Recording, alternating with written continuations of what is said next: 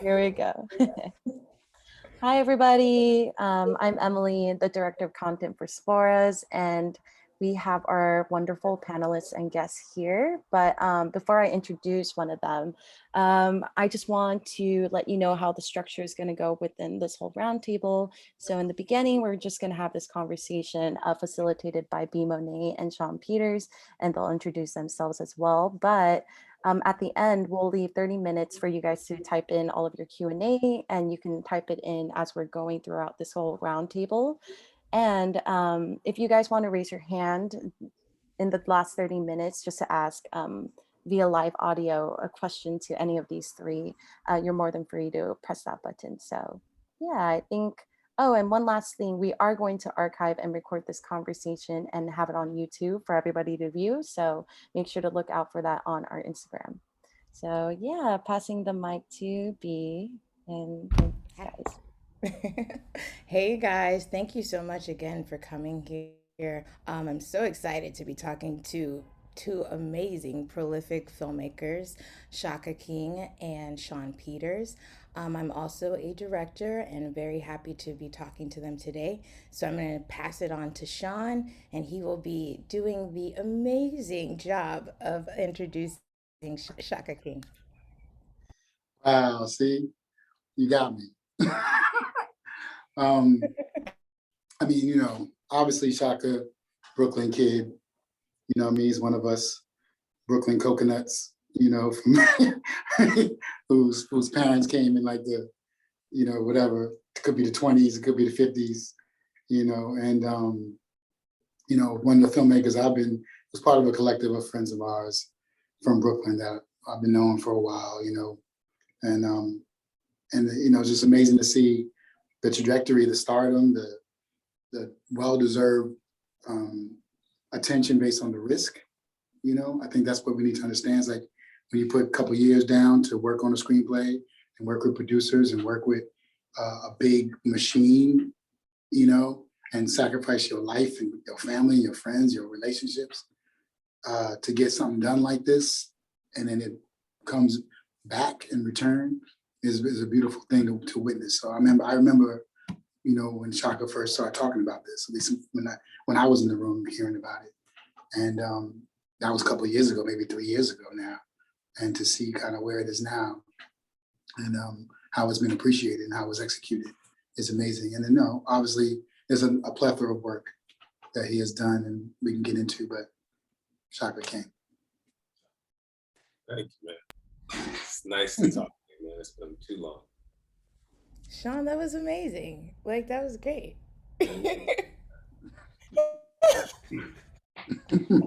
True. I feel like I'm just hanging with friends. Like this is so dope. That's, Um, that's what's happening.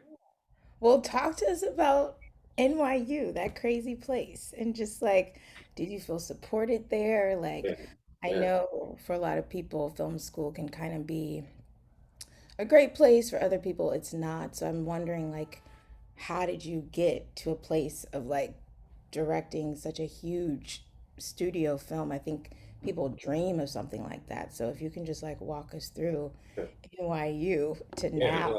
NYU. I was lucky. So I think it's important to even talk about how I got to NYU because I remember I graduated from college when I was 20 years old, and I knew I wanted to make movies. I'd been making them in college a little bit from my junior year on, and just was trying to figure out how do you do that, And so I remember for about 7 years I was in education. I was also shooting music videos, writing screenplays, and trying to, I wrote a number of features, and I was trying to figure out how do I get enough money to make this? How do I get enough experience to make this? And I remember I was in a screenplay competition at what used to be called the IFP Market, now known as Independent Film Week. And there was like a competition for like best screenplay written by a Black screenwriter. And then there was a best overall screenplay. And they were both like $10,000 the award. And I remember I was a finalist for the best Black screenplay. And I remember Seif Man was a finalist for both. and he won. And I mean, I remember at Independent Film Week, like there was a just incredible buzz around. It was like he was like just buzzed about just everywhere he went. There was an energy, you know. And he obviously went on to win both. And he just was just an incredible director. And I remember afterward going up to him like, yo, where did you learn? Like, clearly you know what you're doing. How did you figure out, how did you learn what you were doing? He was like, I went to NYU.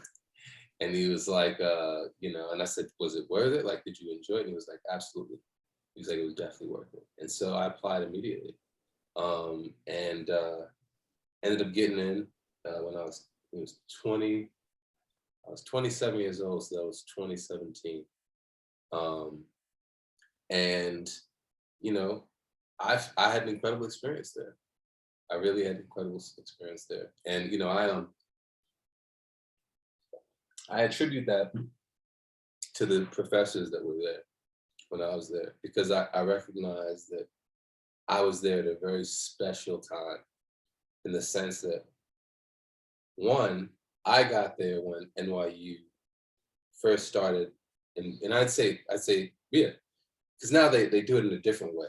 But I was there when they first started trying to encourage students to make feature-length thesis films, because students had wanted to do that for a long time and had been prohibited from doing so. I think Kai Fukunaga was kind of like the first to kind of come close, in that he made his thesis. It wasn't a feature, but soon after he made a feature based on his thesis, which was Sin Nombre.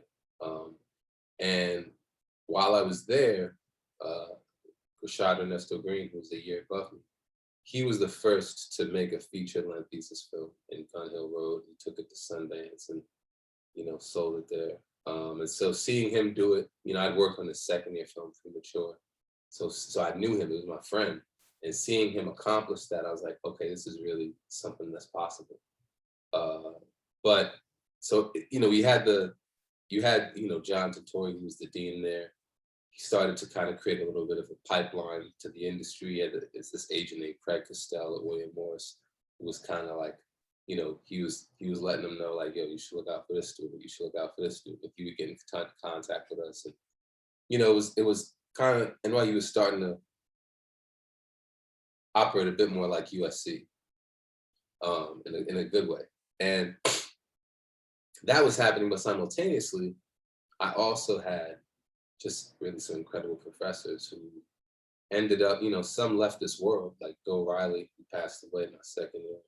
He passed while I was there. He was a great first year teacher, just a great, like, you know, understand the basics of, you know, narrative filmmaking. Here's some good practices to keep in mind. And my second year there, we were fortunate enough to have a teacher named Jose Santana, who I would say is probably, you know, probably taught me the most. Like, I got the most from his class. I think we all, when me and my friends who took that class talk about that class, just, we really learned how to break down a script there for an actor. And that was like, we learned how to break down a script for an actor, really learn how to break down a script for ourselves. In the, you know, we took a whole semester to break down one script. I think it was Of Mice and Men. And we broke down that script for one semester. You know what I mean? And like, it got boring after a while, but it was important work to be able to just like really learn how to extract everything from a text. So he was key, and he left maybe 2 years after he came, 2 or 3 years after he came.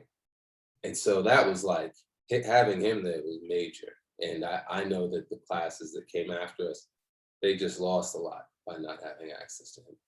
Mick Casal, who was my writing teacher, who's still there, big influence. Jan Anaya, who was a directing teacher I worked with, who was taught me a lot. So I just had a really great education there.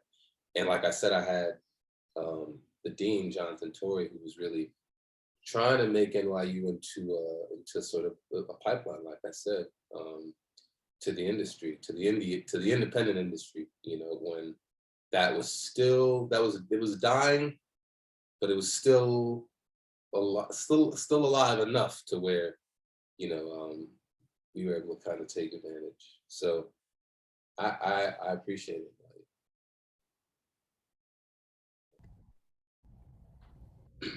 That makes me want to go to NYU. Go back to school. You know, I would love to hear more about. I think it's very different now, by the way. I'm And sure it's know, all. Monét, I'm sure could speak to that, having gone there. No, yeah, and no. Very different. And there's a reason why, like, everybody I think is like, bigs up their class. Like, my class is really good directors. Like, my class had really good directors when we were there. We were like, whoa, okay, this is a really talented class. And, a lot of us, a pretty good number of us compared to the other classes, I think because of our education and because of that pipeline, got to make features quicker than a lot of the previous classes and even some of the classes that have followed, because even though there's now there's a little center dedicated to that transition, the independent film market is different now. So it isn't, it's just like I just happened to be, it was timing. I just got lucky. I got lucky in terms of with the industry function. I got lucky in terms of, who my professors were, and I got lucky in terms of what the school was doing to support students breaking into the industry at that time. Yeah, it's like you came out, were you in school with Darius Clark Monroe? Yep. Yeah, so that's a great class. Nikki Atu. Nikki Atu. They were year above. They were both year above.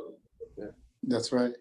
That's kind of interesting. Talk a little bit about sort of the New York School of Filmmakers outside of NYU when you graduated, sort of how you guys once you graduated, and sort of the Brooklyn, New York in general, sort of school of filmmaking, and how that may be different from other places, other schools, other collectives of directors.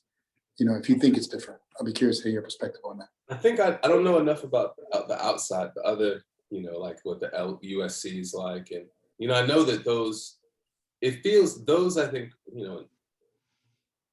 it could be biased, but those relationships, I think, out West feel a bit more organized and professional first, like, obviously there's, like Gerard and Ryan Coogler, like those are close friends who also work together, Mm-hmm. But, I don't know in terms of the USC community, whether those feel more formalized in a great way. I mean, there's a reason why, they work a lot, Yeah. whereas I think the New York relationships are more friendship based and then professional second, like I knew Nick Yato and Darius as just friends from film school,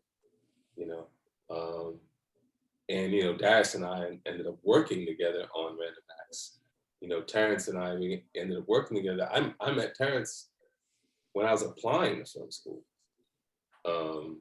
Wow. First thing I went, and the first Nick Yatu, who I met through someone I knew from undergrad, when I was trying to apply to NYU, I met her and I met Randy Wilkins, both through friends in undergrad, and they both helped me.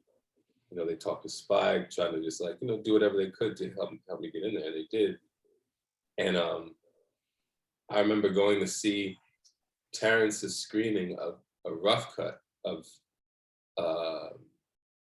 what was an oversimplification of beauty, whatever the first title was for the short. When They See Us. I mean, not When They See Us. I know what you mean. I'm like, what? That's how tired I am right now. I think it's called How Would You Feel? How would you feel? How would you feel? How would you feel? I saw How Would You Feel? Like when I was applying. And I remember going and seeing this and seeing people come watch it, seeing it and being like, this is crazy. Not even knowing Shawn, not even knowing that Terrence wasn't a student at NYU grad film. He was just friends with students at NYU grad film, and I think he was an undergrad. He wasn't a film major. He was majoring in something else. He was working in the equipment room and getting access to equipment and shooting that on the weekends. And I just remember just going, wow, So, and then I ended up working for Terrence on Random Acts years later, befriending Terrence years later. So I think it's just, like I said, I think it's the fact that we're all young Black filmmakers in Brooklyn who, even if we don't have a similar sensibility, I think have a similar politic. And, you hear about, or I don't even know if you hear about, but I do feel like when I talk, no, you do hear about it. When I talk with, and I think part of this is sometimes, when you, especially like after having made this movie and, reading history and then speaking to people and hearing a different oral history, I'm just so suspicious of what I've heard in the past. But I think there has been a sort of overwhelming sense that for a few generations before us of Black filmmakers, there wasn't as much of a community. Part of that probably had to do with, there wasn't an internet, but I've also, I think, heard talks about just there being a more sense of scarcity, in that, obviously that wasn't the case with the LA Rebellion, right? Like they supported one another in major ways. But I do think that, between say that time and now, there have been moments where if it's felt maybe like that community is lacking. And I never have gotten that sense within the Brooklyn Black filmmaking community of which, I call myself part. I think even if there has been, like, I know when we were young, we're still young, but like when we were, I can actually, I'll tell a story that I think is worth sharing about this. It's something I've always wanted to tell, and I've always planned to share. And I think it's important to share just because, like, I've heard, I'm gonna contradict myself a little bit, but I have heard, I've been around friends who talk shit about my other friends, like Black filmmakers, excuse me, talk shit about other Black filmmakers who, are doing well. And they'll say things that are like, it's not even so much that they're talking shit as much as like, you're judging this person more harshly than you judge, your white contemporaries. And you're doing that because you are unhappy with where you are and wish that you were where they were, which you're not even taking into account, like, you don't even understand necessarily the totality of their life. Because everyone always wants to switch places with another person, but not necessarily know all of the other things that that person has going on in their life that they might not want to take on. But I've heard that, and I actually can understand it, because I remember when I was in my, I guess, second or third year of film school, probably third year. And I knew I wanted to make New Louise a feature. And, I it was tough, making your first feature and everyone it's just hard, especially like you hear the amount of money it costs and it's like, how will I ever get that amount of money, And so it was hard. And I remember when Terrence finally got an office communication over the hill, got into Sundance. And I remember finding out, and I remember like feeling like, even though I didn't express it, a sensation of envy, like I remember feeling it, and I remember hating that I felt it, to the point where I took myself to, I have like an altar I go to, and I went to my altar and I actually prayed to not feel like that. I really did. And I like I did it quite a bit actually.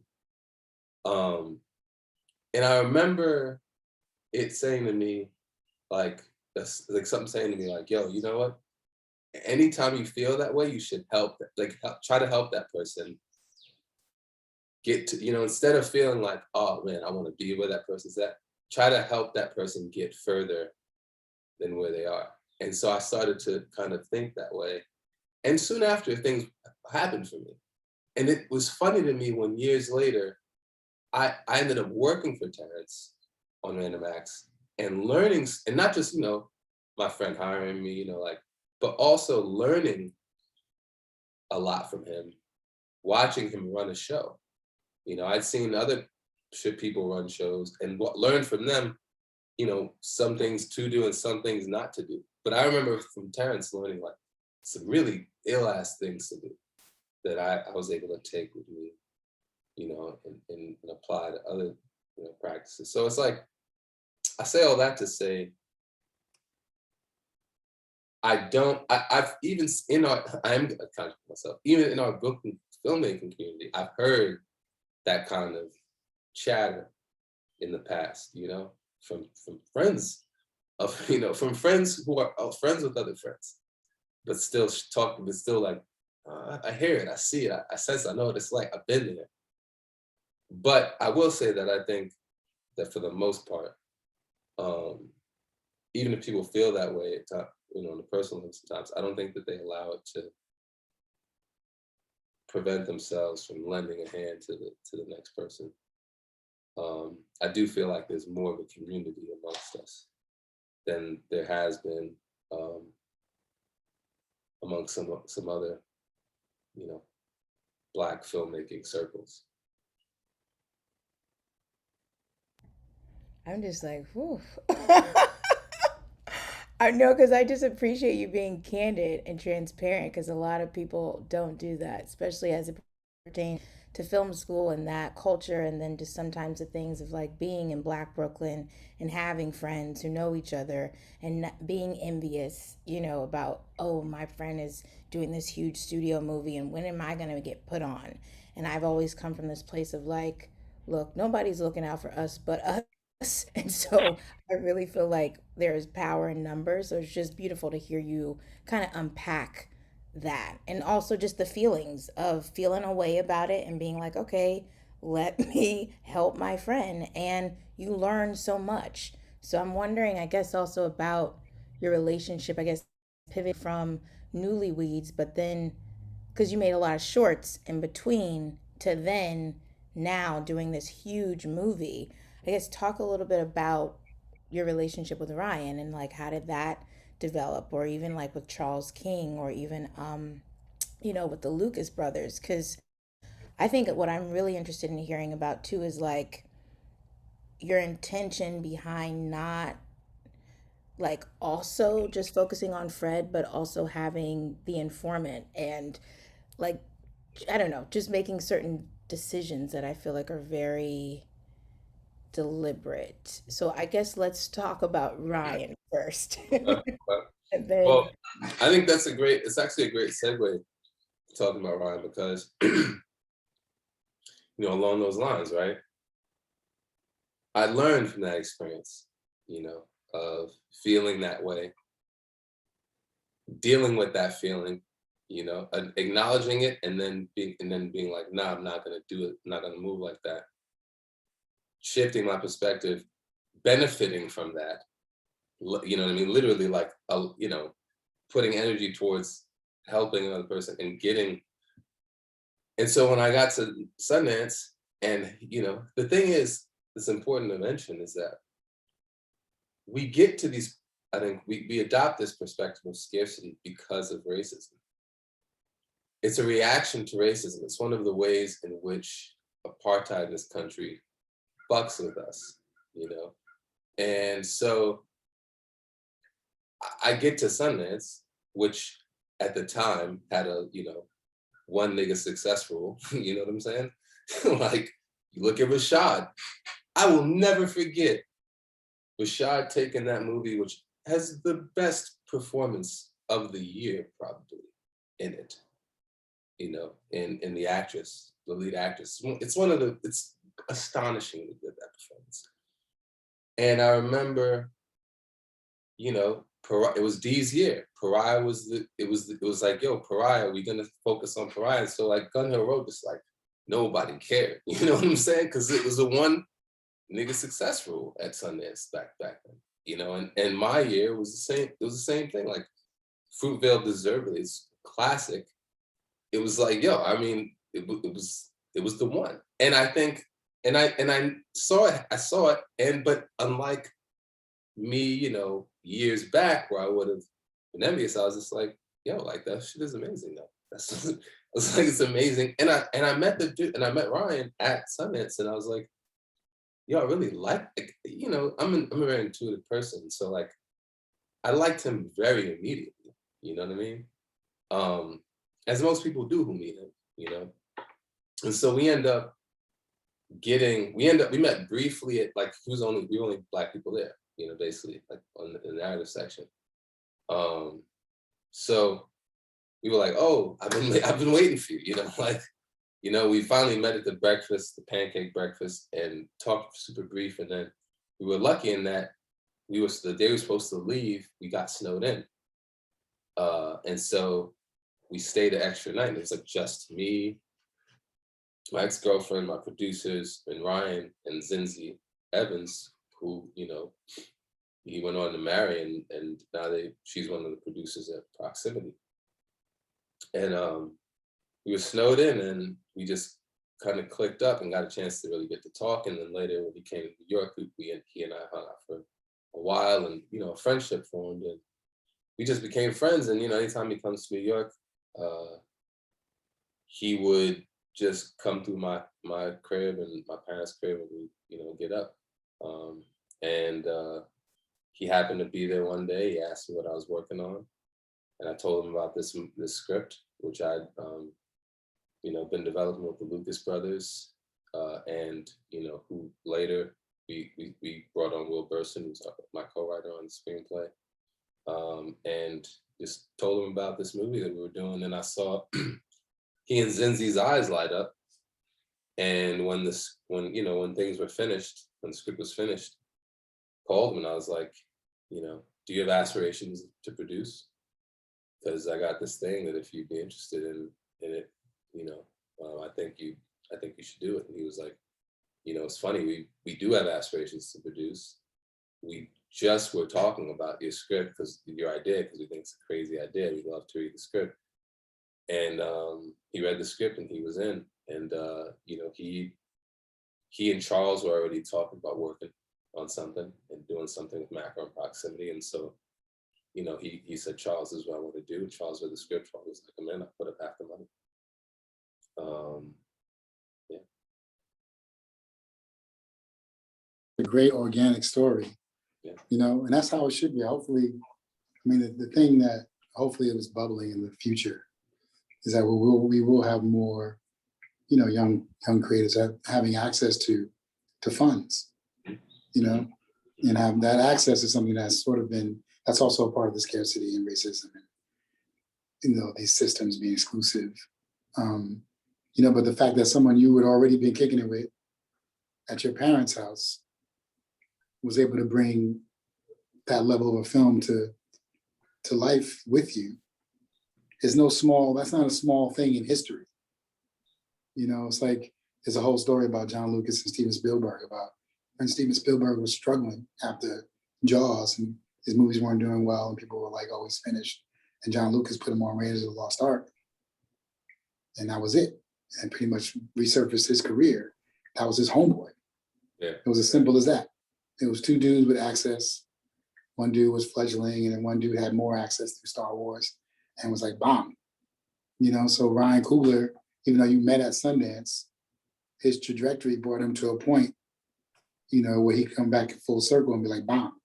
I mean, you know, let's do this together. And that's no small thing. That's interesting, you know, and hopefully that's going to be more of those kind of, as we all kind of develop in this world, you know, there'll be more sort of circles of influence and circles of, you know, concentric circles, you know, that will interlock and be like, you know what, Nikki has a film, boom. Shaka might go to a certain place and be like, oh, I read this script, and it might be one of the homies and be like, wow. Yeah. You know what I mean? It's like that's how it's that's sort of the feeding tree, the feeding, you know, that's how it should work.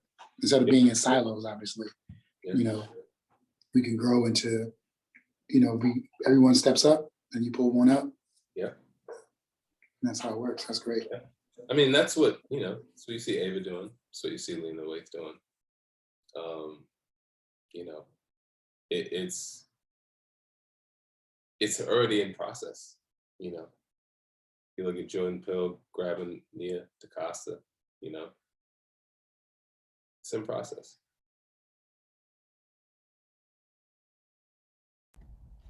I guess to that point, do you feel like you still had your community as you were like handling such a huge movie? So what I mean by that is like, I think you were talking about being in a meeting for like 10 hours, like for development for this film. And do you feel like you had your friends, like your community that you could still talk to about like this new path that you're on? Oh Like, yeah, because Terrence was shooting Space Jam, you know, and Shawn and I were in constant communication, you know. I mean, Terrence was shooting Space Jam, you know, for Warner Brothers and Proximity, you know, so he and I could talk about just like our shared experience of just like making that transition, you know, and the similarities and the differences, you know, because it's two very different movies, two very different directors, two very different budget levels, different executives even, you know. But yeah, I was able to go to Terrence and speak about that because he was, you know, he was a few months ahead of me in his journey. I was able to speak with Bradford, you know, who at this point helms several studio features. I was able to, you know, obviously go to Ryan, you know, who was right there. And I mean, in terms of the studio side of things, and that was, I think that was kind of who I knew, who I had like a direct line to, you know, and who I felt comfortable enough with on a personal level to just like speak candidly and ask questions. You know, I think now I know a few more people I can kind of talk to that way, who I've gotten to know a bit more. And I certainly can do that for anybody, you know, because I'm very honest about my experiences, just going through that process.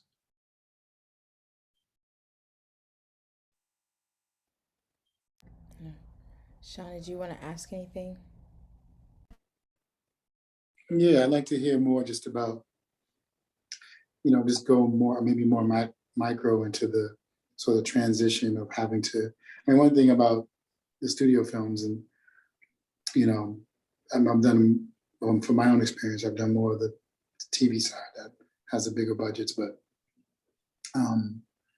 you know, even on a DP level, the transition from being an independent filmmaker to having, you know, Apple or Amazon and then 5,000 executives and 5,000 people in monitors and you know, what was it like to just sort of manage having, you know, I know when you're a director, you know, you're the head of all the departments, right? So not only you managing what the DP is doing, you're managing what production design is doing, you're managing costume, you're being pulled into casting, you know, away from shot listing. Now you got to go to casting because you're casting last minute, you know, and then casting determines costume, and you know, what I mean, it's like so many things that are spinning. There's so many plates that are spinning at one time on this kind of level, you know. So I'm just wondering, what was that process for you, and you know, how do you manage it stress wise, also being able to be focused in your intention? Mm-hmm. And I'm curious to know what your experience was. You know, it was it's so interesting because who was that? I think I'm trying to remember how Ryan phrased it. We were doing a Zoom recently, and he said something, and I was like, oh man, that's exactly how it is. About basically like you don't really understand the process of studio filmmaking until you're over it, until you're through it, all the way through it. then only then can you kind of reflect on everything and kind of understand how it all works. Because if, you know, bear in mind, right? I'm going from making a $300,000 feature in the leads to a, you know, movie that I can't say the number, but it's between 20 and $40 million, which is way more. And so you're going through that process. That's a big jump. And I'd also directed TV in that time, which is a writer's meeting, which I was cool, which I made peace with. But, you know, knowing that filmmaking is a director's meeting, I was really excited to get back to being in charge, you know. And so studio filmmaking, you're not, it's almost like commercials, probably like commercial. I said commercials, but worse. No, I've never done commercials, but it's almost like raising a child within a commune, you know.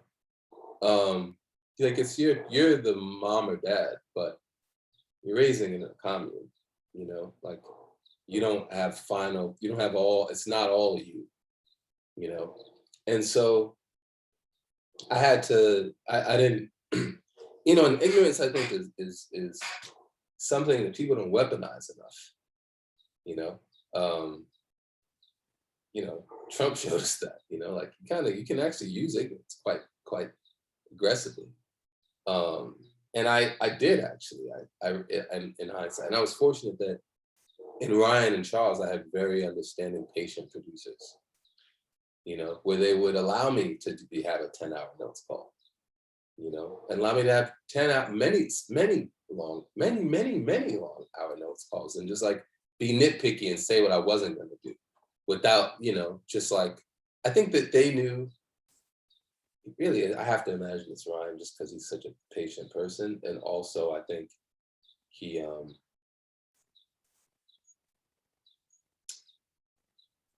knew what we were trying to do. I think he understood not just the importance of what we were trying to do, but also that it was going to be a long road, you know. And so he had a real kind of just, you know, as he does, just his understanding of the big picture is like very, very unlike anyone I've ever met, kind of, you know. But they let me, you know, be a bit of a brat for a while, you know. And I remember it wasn't until like draft 6 or something where I'd made changes. I'd rewritten the thing, but I hadn't taken some of the big swings that they really wanted me to take, that they knew I needed to take. Quite frankly, I needed to take. And I didn't take them because I didn't want the movie to be that way at the time. Whatever those changes where they wanted me to make, I was like, I don't want to make them because I don't even like them, you know, and then try to get me to keep them. And Ryan, he was like, because, you know, I'm when you're developing something with producers, with two production companies, you're not only getting the notes of producers, you're getting the notes of their creative executives. So you end up getting notes from like 12 parties. Many of the time, those notes are contradictory. You know, a lot of the people who are giving the notes are recent grads from film school. You know, so you know, you as a professional, like, hey, fuck, you know. And so and you're expected to, you know, like, even though they say, look, these are just notes, you have to also learn how to understand studio speak, which is, especially like being, you know, from New York, we have an appreciation for telling you difficult truths. The studios, they don't want like conflict, you know? They don't want to have an argument, you know? And so they'll say, and they'll say like, you know, these are just notes, you know, take them or leave them. But they want you to try all of them. take them or leave them doesn't mean don't try them. They want you to try them, and they want you to really try them and really try and make them work. Like, it isn't just like put them in there and make them look, and you know, if they look stupid, because if they look stupid, they'll say it works. They'll say it works, and it'll fall to, so that trick doesn't work. You know, you have to actually try. What I realized is it took a long process, and you know, it was helped by like Ryan being like, "Yo," he kind of issued a challenge to me one day, which was really profound. He was like, "You know, me personally, I like." He was like, "I like trying to see if I can satisfy everyone. I like to see if I'm good enough at satisfying everyone and satisfying myself. You know, I like to grow and test myself." And I was like, "Okay, let me try that." And I did. And it's true, when you do pull that off, when you pull off a note that like makes everybody happy, including yourself, and which is often the case, improves the movie. Because usually when you hit all those quadrants, it actually usually is a better idea than what you started with. It's a very satisfying feeling. It's a very satisfying feeling. Even as a person who considers themselves like somewhat of a like, you know, contrarian and having an independent streak, when you are able to like, you know, every musician wants a hit record. They just want it on their own terms, you know. But when you like, so when you make a hit record, you're like, yeah, that's just, it feels good.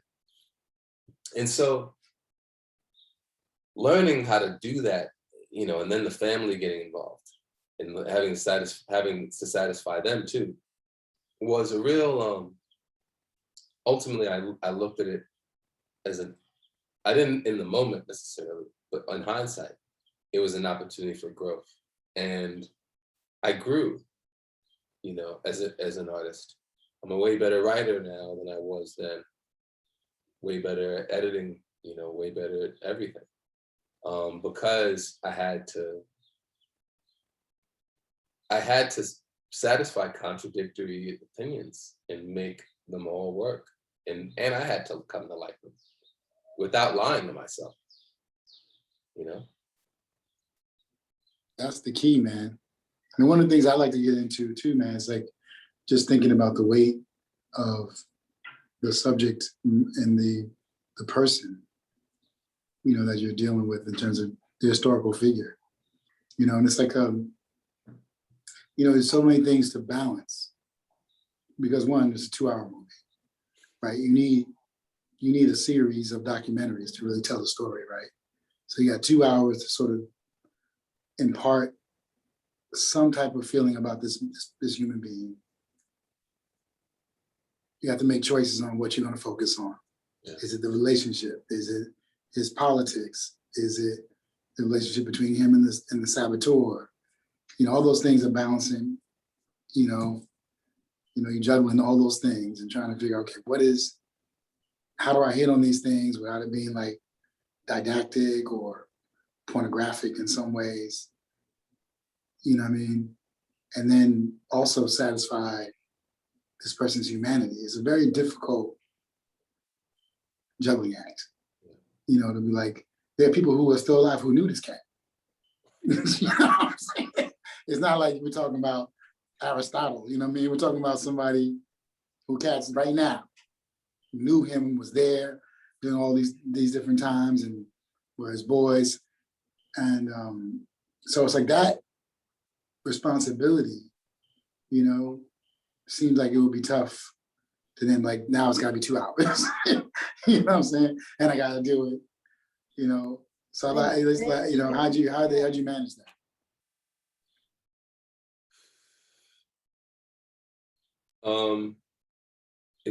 It's honestly, the only thing that gets you through is intuition and really feeling, you know, because you can't,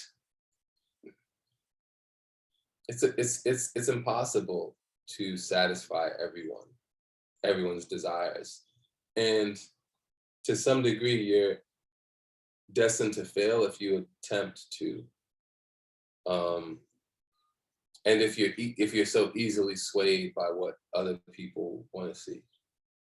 Um, so you have to be, you just have to feel it, you know? Like that balance was off with different cuts of the movie, you know? And you have to have people around you who also feel it and can tell you when, yeah, you're wrong, you know? You're not thinking about these other people. And you have to be open to hearing them out, seeing what they want you to attempt through, and being open to what works about it and what doesn't. Um, you know, so it's a journey. It's a journey. It's trusting your gut. It's trusting your collaborators. Um, you know, and it was especially hard with COVID because it wasn't like we could show this to a theater full of people and, you know, get a response, you know, and sit with them. That wasn't possible. So it was really hard. It was really hard. That's all I can tell you. Can only imagine. You know, it's funny, man. I was talking to Brad about the movie after we both saw it, you know, and he was like, the scene when they were in the bedroom, that little split second when him and his wife were in the bedroom, he was like, "That's Shaka." Brad was like, I was like, I know he fought for that. He said, he was like, I feel Shaka, you know what I mean? Not like obviously the movie, but he's like, that particular scene was like a piece of your blood.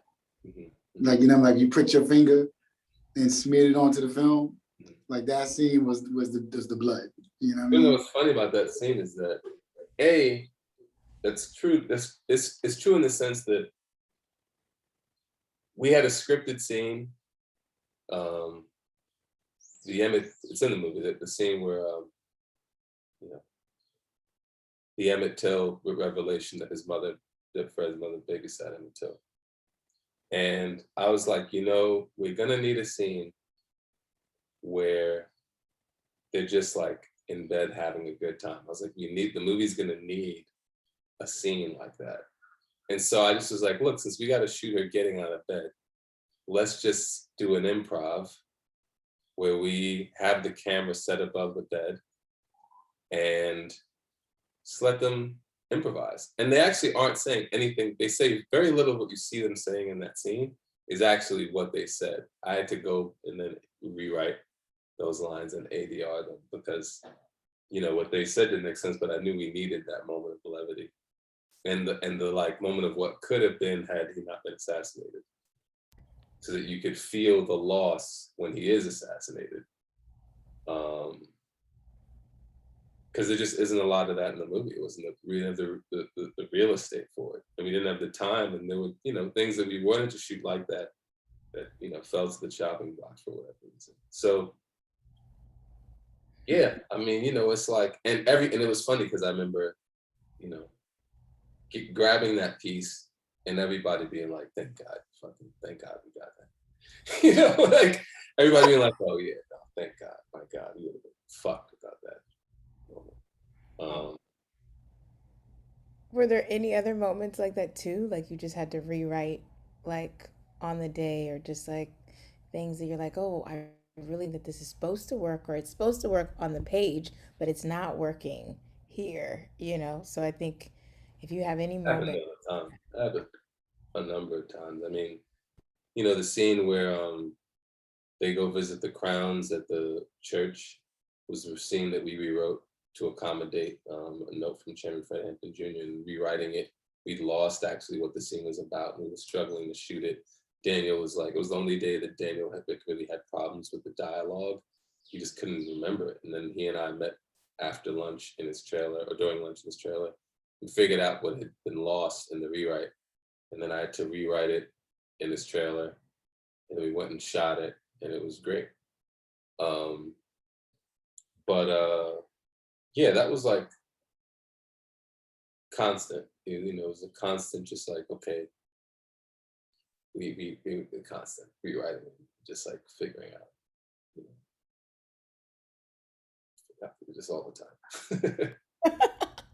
And you say that like when it came to like the speeches for Fred, you kind of were like envisioning like a cipher situation. So I'm wondering like if you had any visual references in regards to that. Like I It know. was more like a concert. Like we looked at When We Were Kings was a big one. Like there's a close up employed in When We Were Kings a number of times in that movie. But he really uses it a lot in the Miriam Makeba moment. It's actually like an incredibly racist moment in the movie. What's his name? It's like, forget that guy's name. He was like a thinker. And like I don't even know if his English accent. He's talking about I think George Foreman visiting a like spiritualist. Anyway, there's a close from that movie that we use actually at both in two scenes with Chairman Fred's speeches. The first is you see it employed at the speech at Wright College. It's more frontal at that moment. It is frontal, a little bit 3/4, I guess, in the low angle close up. But you really see it, and I think it's strongest in the High Off the People speech. It's a profile close up that he kind of goes in and out of. It's really, really powerful there. Really powerful there. And we got that from, When We Were Kings. Yeah, watched Stacks and watched. That wasn't as useful. When We Were Kings was the one concept footage wise. Yeah. I have a question about your camera language. I found that what I found was that one, it felt like an action movie to a certain extent, but especially that first scene, But I've also found that a lot of the dirty frames and really getting into, POVs, dirties, really felt like it made it much more immersive than than what a lot of modern cinema does. I feel like a lot of times in today's cinema, there's so much tableau. Everyone's so overly photographic, and they want these big wides and tableaus all the time. And you use that a couple of times, but didn't you rely on obviously the film is aesthetically beautiful, but you didn't rely on, I'm gonna have a tableau just to have it. You know what I mean? You allowed it to be a little more gritty, a little more energetic, a little dirtier, which is nice. Which feels like the 70s. I grew up, I'm a little bit older than you, not much, but older. So I had a little bit of childhood in the 70s, and I should remember, New York City was terrible. It was filthy, garbage strikes, Smelled like, I can't even tell you. I can just remember being in Chinatown. My mother loved dim sum. We used to go to Chinatown. That was like her treat, So I remember being like 6 years old in Chinatown. Like, even as a kid, I was like, God, it's just the 70s was just filthy, you know what I mean? So it's a little more texture, it's not as clean. So I felt like that. Tell me about those choices in terms of just the language of the camera and what you were trying to convey emotionally. I mean, you picked up on it. I wanted them from the moment that the Warner Brothers logo came on the screen. I wanted you to feel like you were in '68, but at the same time, and I wanted it to feel like the movies of that era, like a lot of Lumet, Friends of Eddie Coyle, Straight Time, just simple, just simple, Godfather, simple, a lot of shadows, a lot of texture, a lot of had to do with finding. So a couple things. One, Hakeem McKenzie, our friend who was actually attached to production designers from at one point early on when Bradford was the cinematographer before they went to Space Jam. He gave me like 200, 300 photographs of Chicago from 67 to 73. Kodachrome, just like really just gave us the visual palette. And I took that to Shawn Bobbitt, and then we both agreed, just like, okay, this is what we're doing.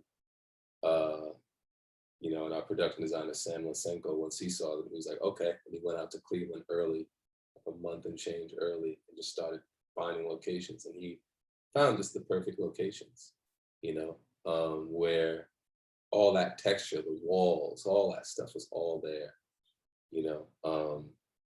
And you know, we have wides that we employ, but we really wanted, you know, we really wanted the people, their skin and the clothes and the walls and the surroundings to do a lot of the heavy lifting for us in terms of selling the reality. It really gets you in there with them, so you felt like you were in the room with them as much as possible. You know, in the case of O'Neill, just always trying to separate him from everybody else a little bit, whether it be with clothes, you know, whether it be just like him being off to the side a little bit, or observing, or alone. So Yeah, that was very that was very obvious in a way. Yeah. I have a lot of questions, but go ahead. No, I know it's 5, so I just want to make sure we're mindful of time. I know one of the questions in the chat, let me just pull it up, was what was your most personal project and why? What did you learn from that experience? most personal project I've ever made, most personal film I've ever made, Moulignans, because I made it for no other reason than to make it. You know, I didn't make it, like New Leaves I made because I cared about all that stuff, and it was really important to me, but also I knew I wanted to make a feature thesis. You know, it was like, I want this to be how I enter the industry and this to do this for me. Whereas Moulignans, and none of the things that, you know, a few of the things I hoped would happen for me when movies happened, but a lot of them didn't. And so like a lesson from that was to really just like, not really, it's important to have goals, but not have expectations, which might sound like kind of like bullshit, but that's a real thing. And Moulignans, I had no expectations, none.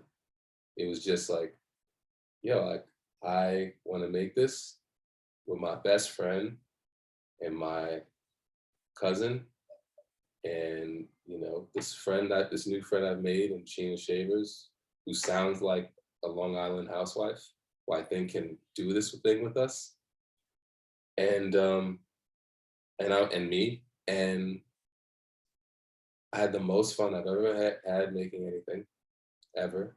The rehearsals, we just be dying laughing in rehearsal, just hanging out, dying laughing, shooting it, dying laughing, dying laughing. Like I look at, you know, when you look at like behind the scenes footage sometimes like Anchorman, you know, and like and you're just like, yo, that looks like the most fun set ever. Like, wait, y'all really woke up every day and y'all just did that every day? like from the morning to like, it's just jokes all day. Yeah, like I had that experience, and I was just, and then that movie actually opened doors for me professionally. So it was just the best. It was like that is the most personal experience I've had, you know, because I had no expectations, and what the movie did for me exceeded my expectations, and it was also the most just satisfying, you know, personally. Dope. I don't see any more questions. I guess we can still ask you our own questions. But that was dope. I'd love to hear about sound, like how, you know, your relationship with sound with this particular movie, and just like, were there any influences? I think you've talked a lot about jazz, so I'd love to hear just, yeah, your relationship with sound. Well, music, or would you say music or sound? Sound like the score for Judas. The score? Yeah, so yeah, all right, so yeah, this is the music. So it's a big part, you know, music is my favorite art form. You know, it's just, I listen to music probably like 90% of the day. You know, like there's always music playing in my house, or in my head, or in my headphones. You know, and I just collect it. You know, I'm not like I never been one for like Spotify or streaming service. Like, I'm like, no, I gotta own it. You know, so I'll either rip it or I'll buy it. You know, there's certain songs I heard in this movie, or that felt like the movie even before I put them in the movie. From the script phase, you know, the inflated tear, which is the saxophone riff you hear in the beginning of the film. You also hear. Son, I was in the office like bringing that back. Like, I know this song. It's driving me crazy. Yo, Rashawn Roland Kirk, Inflated Tear, is one of my favorite albums of all time. Yeah. That's crazy. Your excitement, Shawn, was through the roof. I needed that. Thank you. You just mentioned Inflated Tear. That song is like, just, you know, one of the illest songs I've ever heard in my life. And that chord, that's like the first time I remember hearing it, I was going, this is so striking. You know, this is so cinematic. And it was so strong that when I first put it in the movie, there was a lot of pushback to keep, the producers were really like, they like, it's too grating.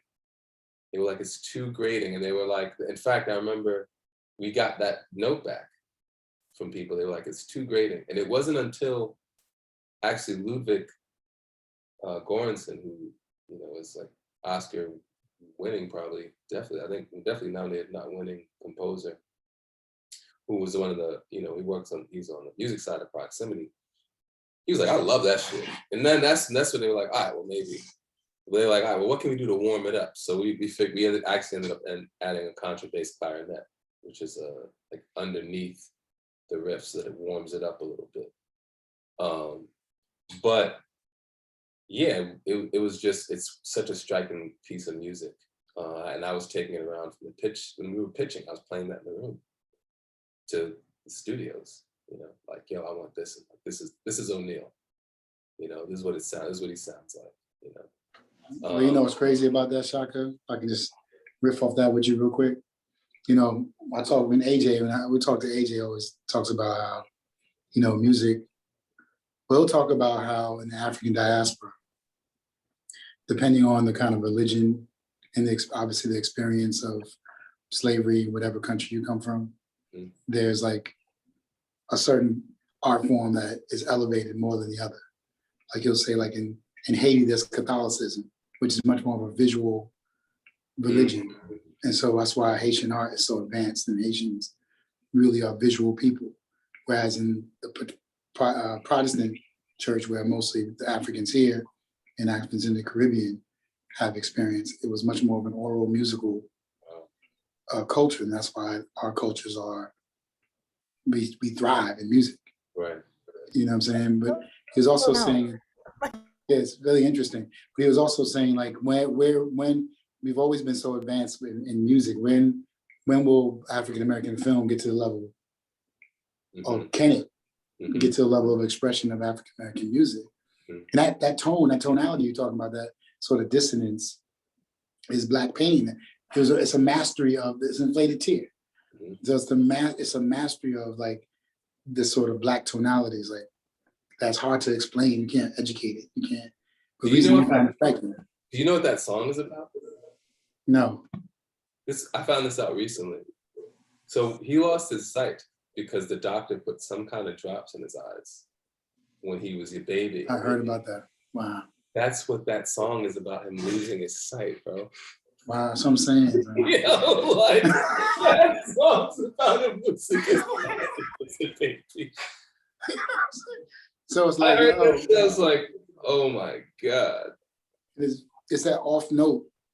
You know, it's that off note that's the whales, like Monk or Dilla. You know what I mean? It's like, it's always the off, it's like the half off. It's like, you know what I mean? It's like, it's always like dub culture, you know what I mean? It's pain. You know what I mean? Then you can't really explain that or translate it. So that's interesting that it was attached to that character. Yeah. No, I love that song. I love it. And that song, and it's funny because that song, we all, myself, my composers, my main composers were Craig Harris and Mark Isham. And then Quelle, Chris, and Chris Keys added more music as well. But Mark really was the one who was like, I want to interpolate that sound because we loved it. We all loved it. And he ended up interpolating it for strings. It ended up becoming like the backbone of the whole movie. There's interpolations of that song all throughout the film. Really was bugging when I heard it. I was like, I know this song, I can't place it. Great, excellent. Thanks. Thank you so much for that. I'm like, I just want to talk y'all more about all the things, sound, images, everything. I just want to make sure that we're getting to people's questions though. One other from Mike, he says, would you recommend any directing programs in the US? You kind of talked about that, but I don't know if you want to add anything else. I mean, the only thing I'd say is they're all different now than when I went. Even NYU's different than when I was there. So I actually couldn't speak to that, quite frankly, from an educated perspective. Nidia asks, how does being Panamanian inform your storytelling? I'm Panamanian too. I grew up going to the Panamanian Day Parade in Brooklyn. So yes, she's very Afro-Latinx. She wants to let you know what's good out here. Well, it's funny because my dad's from Panama. Came here when he was 16. My mother, her dad was from Panama. And her mom from Barbados, but she was raised in Queens. My mother's never been back to either Barbados or Panama. My father hasn't been back to Panama since he was 16, but he does. He loves speaking Spanish. Actually, he tried to teach me when I was a kid, and I resisted because I was foolish. In hindsight, I wish I, learn those lessons. But I went back to Barbados for the first time couple of years ago.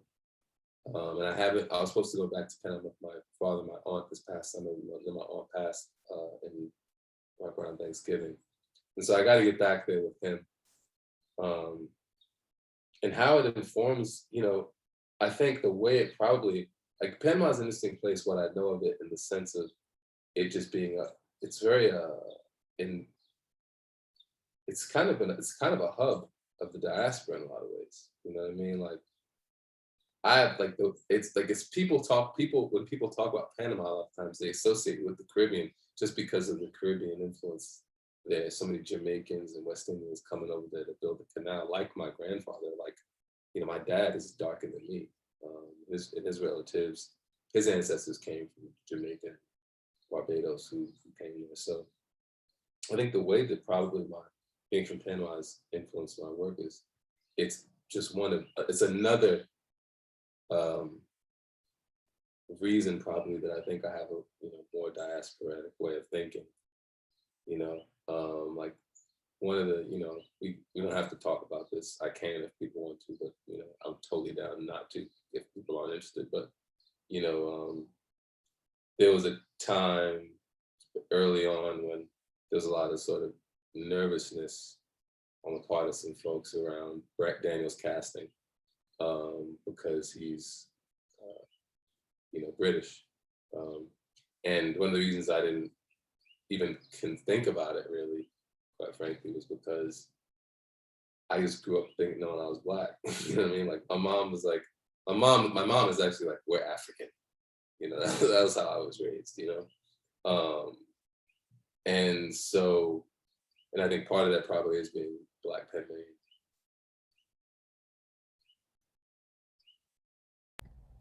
Wow.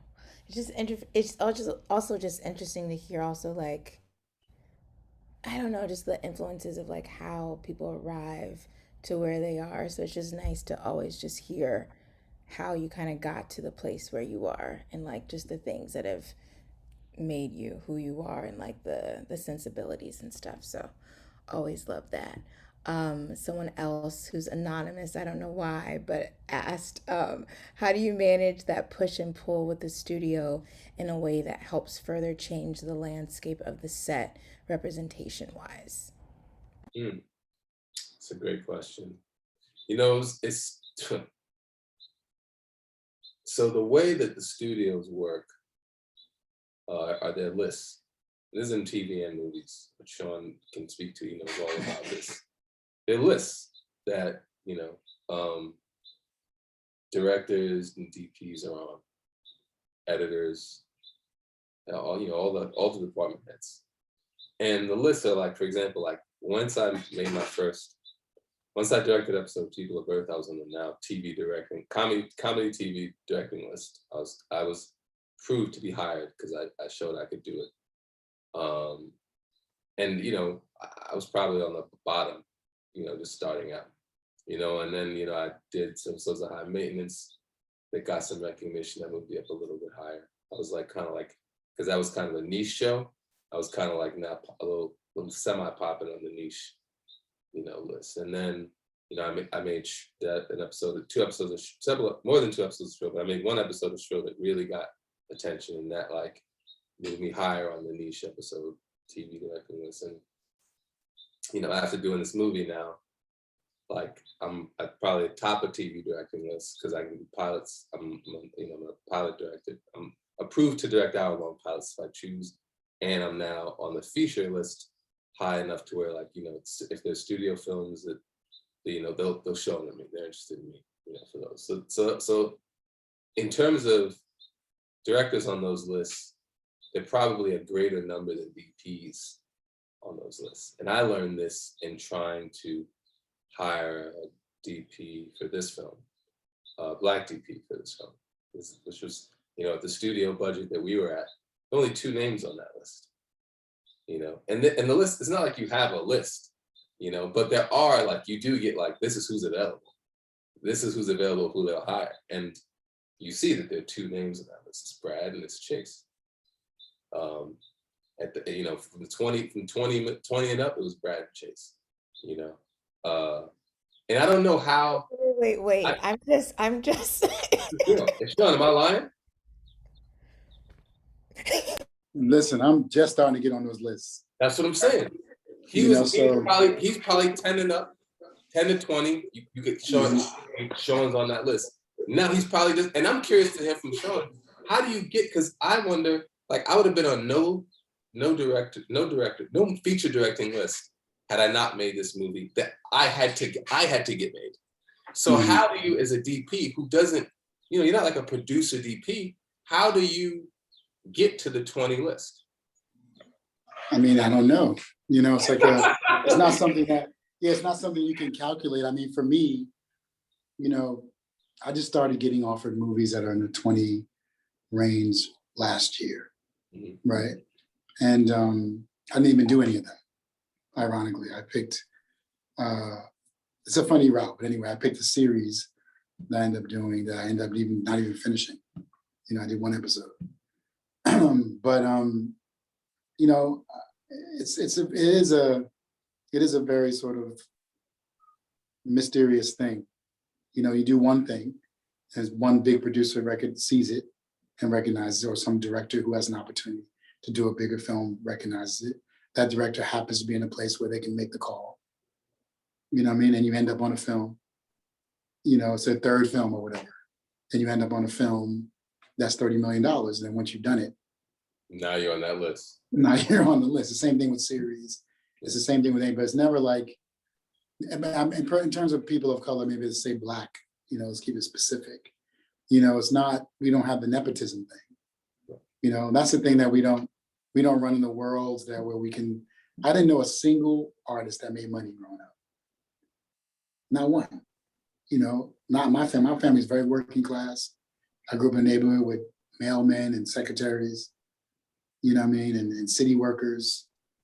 I didn't grow up in I grew up in a neighborhood where there was like, some dude that was shooting movies, and then my family, all my uncle had 6 uncles and they had the cameras. And if you touch one of them cameras, they might pull your arm off. He ain't gonna be like, hey, Shawn, let me show you how to use the camera. Don't touch that. You know, that's for grown men. You know what I mean? So it's almost a miracle that I found my way to a camera and then even had the imagination or even the notion that I could actually be an artist. I had no single role model. You know, so part of it is just even that, you know, it's like we're on the artist side, you know, especially on the DP side, access, it just started 25 years ago. Yeah. You know what I'm saying? And then scarcity. Right. You know, so we're just now with, I hate to say it, and this is terrible and horrible thing for me to say. I don't mean it in the way that I'm saying it. But in some ways, George Floyd is like a patron saint to Black art. I know. You know what I mean? I know exactly what you mean. You know what I mean? Because unfortunately, his death led to at least his death at the time of his death, during COVID, when people had to watch and there was very little distractions, sort of led to a hyper focus on things are not right in this country across the board, you know, in the film business and whatever. So we're like, you know, let's figure out who's who, let's figure out who can do what, you know, and let's reassess. And so now you are seeing, you know, people like myself and some of the younger guys coming up, you know, Jomo, Frey, Dante, Isaiah Dante Lee, and all these kind of kids. I call them kids because they're younger. I call them kids, you know what I mean? But those kids that are younger than us have been coming up and now, you know, able to get things faster than I was able to get. Yeah. Which is funny too, because like I've heard, it's like I remember. It's so interesting, man, because I feel like George Floyd's death did that for, I think, artists across the board. And I think you started to sort of see that shift for directors specifically, just when you know, Black director movies start to make money. That was when you saw more of us start to get on that list. But you didn't see DPs. That didn't happen until you didn't see department heads until, like you said, the murder of George Floyd. Yeah. And so you know, it is hard to navigate. I say that to say it's all hard to navigate, because the same way it is with DPs, it's the same for production designers. You know, costume designers not so much. There's a number of Black costume designers. You know, but it's still, but to break it, like, you know, Charlize Antoinette Jones, who did Judas, she hadn't done a big studio feature. There was, you know, and they definitely tried to steer me towards a number of also Black costume designers who had. I said, no, I want her because I think she's got the skill set. I'd work with her. You know, part of the reason you like me is because you like her. She's worked on everything I've worked on. You know, same with my editor. Like, it's kind of like a package deal, you know. And how do you abdicate? How do you abdicate if someone is not in the union? How do you? I don't know. Well, they were unionized. They were both in the union. I don't know. Actually, Kristen wasn't in the union. But, you know, with an editor, it's kind of like it's easy because they can always fire him. You know, like Chris was, you know, it was like, let's see what he does with the first cut. You know, and then if he does, and if he, you know, and if it's solid, then we'll keep him on. And that's, you know, it's a little harder with it's a little bit harder with you know, folks who are in production specifically, because, you know, you can't fire. It's no. You kind of can't fire a costume designer mid-shoot period production. You can, but it's going to cost you. It's gonna be hard to pull that. It's gonna cost you a lot, you know. I can tell you right now, just to give you an analogy of how rare it is to be a Black DP at a certain level. This has happened to me. I'm on the series now. It's a fairly big series. I've had at least 10 times in a week been assumed I was an extra on the series. You know, walking towards the bathroom, you can't go in that bathroom, that's for crew. You know what I'm saying? I'm like, oh, that's interesting. I just keep walking, you know? And I was recently on a commercial in LA, and the KPA, I was in my knapsack. I always come just low pro. It was in my knapsack. I had my hood on. It's 6 o'clock in the morning at a stadium.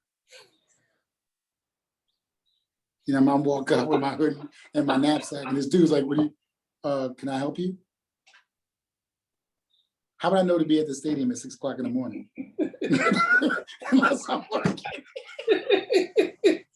You know, and he's like, "Yo," he was like, "What's your name?" And I said, "Shawn Peters," and he literally fell to the ground. He was so upset. Yeah. And he's like, "Oh my God, I'm so sorry." And I was like, "Man, you gotta stop assuming things, man. Like, obviously I'm here at 6 o'clock in the morning. I'm here to work." You know, but it happens all the time. Like, people will come up to me in other departments, like, "You're the first Black DP I ever worked with." You know what I mean? That's gonna change. The next 10 years, it'll be nothing. You know, but even now, in 2021, department people are like, "You're the first person." You know, because it's only been because Malik left doing features. AJ does not doing features. So at a certain level, Brad was doing he was like a Jackie Robinson. Yeah. You know what I'm saying? And then Chase, I'm not sure how many big features he's done, but he's doing huge commercials, you know, but it's not that many cats, you know, so it is very rare. It's weird. I guess, how do you both, to this question, to that, like, how do you authentically stay true to yourself if you're, around a whole lot of people who might just be kind of checked out and you're not really around your friends who have that indie spirit? Like, how are you, I guess, just still like keeping it real and making sure that you're staying true to yourself when you're making these beautiful masterpieces, but you're not really with people who really fuck with you like that, outside of maybe a few positions. Well, I mean, the thing is, like, our crew was actually quite diverse. You know what I'm saying? Like, and I don't mean diverse like how like people use the term diverse to just mean like not white. I mean like actually diverse, like a lot of many different types of folks. And it's you're on a shoot for however long, and a family-like atmosphere develops, you know, where you make new friends, and you find commonalities with people, and again, so much of it is intuitive, you know, like you pick good department heads, you pick the right you pick not just good department heads who are skillful, but who you feel right in here, who you feel like you want to collaborate with, who you want to spend time with, quite frankly, they're probably going to bring on board people who you want to spend time with too. At least that was the case in Judas. Had an incredible, I love my crew on that film shoot. And everybody would talk about like, this is the best experience I've ever had with the crew. Everyone said that all the time, you know, on that shoot. Can I just say something about that, man? It was funny. Maybe that's how life intersects. I was actually in Cleveland on a commercial, a Nike commercial with AJ that he was directing. When everybody on my crew for that commercial was like, "Yeah, we about to do this thing called Judas and the Black Messiah," and I was like, you know, it was like every single person on that crew was moving over to was about to move over to your thing, and I was like, that's yeah. You know what I mean? Not too long before that, I think we was at Saragina or something like that with me, you, Terrence, Akeem, Noel. I'm not sure who else was there. You know what I mean? But it was like not too long before that. It was like those worlds just colliding, you know. We have a few minutes. I'm going to take this last question, which is, what is your favorite camera to shoot with? I would say both of you. What's I don't have one. I don't have one. Yeah, I mean, I don't care. I shoot with Alexis mainly because I like this, you know, the color science. I don't care. You know, it's not like a piece of equipment is not important to me. It's more the thing that Shaka talks about, you know, your intuition, you know, so you can shoot with anything, you know, an old video camera or a pinhole camera, really. If, you know, if the vibe is right and it feels right, the technology is not important. You know, I think people get wrapped up in we should try not to get too wrapped up in that, you know, and worry about, try to get more focused on you, your intuition, and how you want to tell stories. Someone else said the color of the look of the film, but he was just asking more so about color wise for you, Shaka. Like, how did you arrive to the color? Um, I mean, we had those photographs, but again, it was intuitive. Like I'll never forget finding a few. There was the first location I remember falling in love with. We ended up not using. It was this wood paneled space. It was all wood. It just looked like of the era, looked like of the time. And then when I saw Panther headquarters, I was like, I can't believe this green.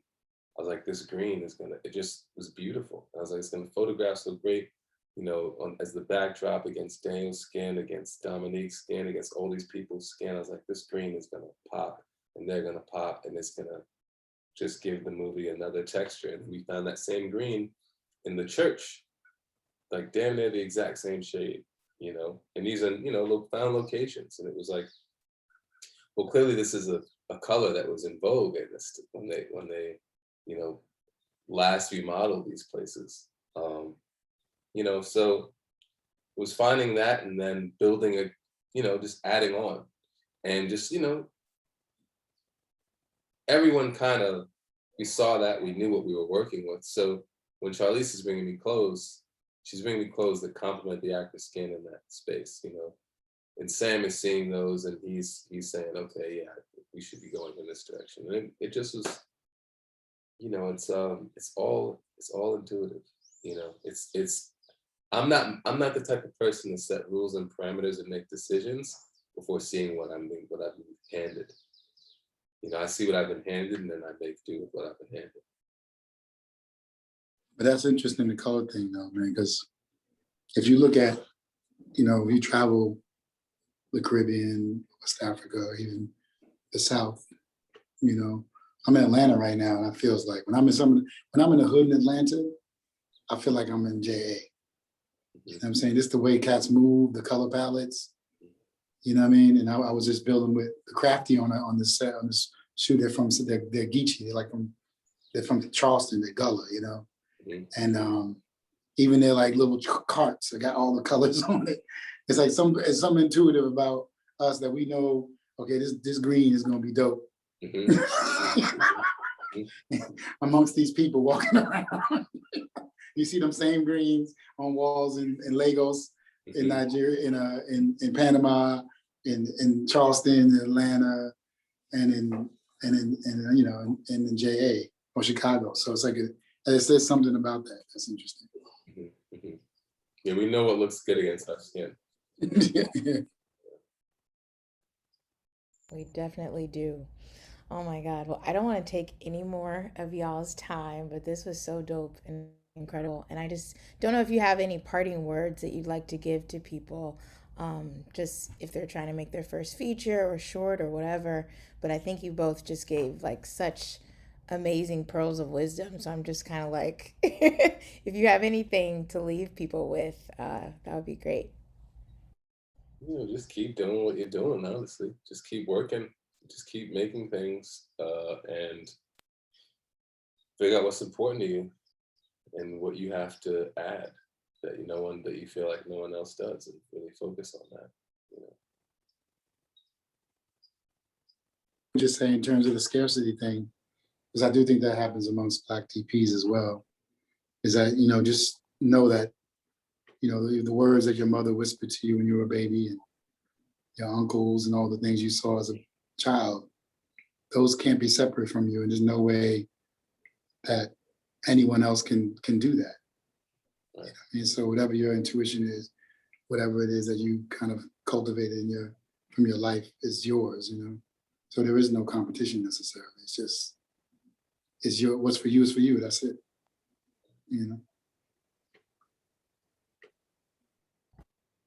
Y'all are the best. We have to do this again. So Happy to. Okay. And look, thank you for making an amazing body of work, and good luck to you both. And as Shaka has said, make love to your rejection and continue to be great, guys. So thank you again. Have a great Saturday. Take care, y'all. Good talking.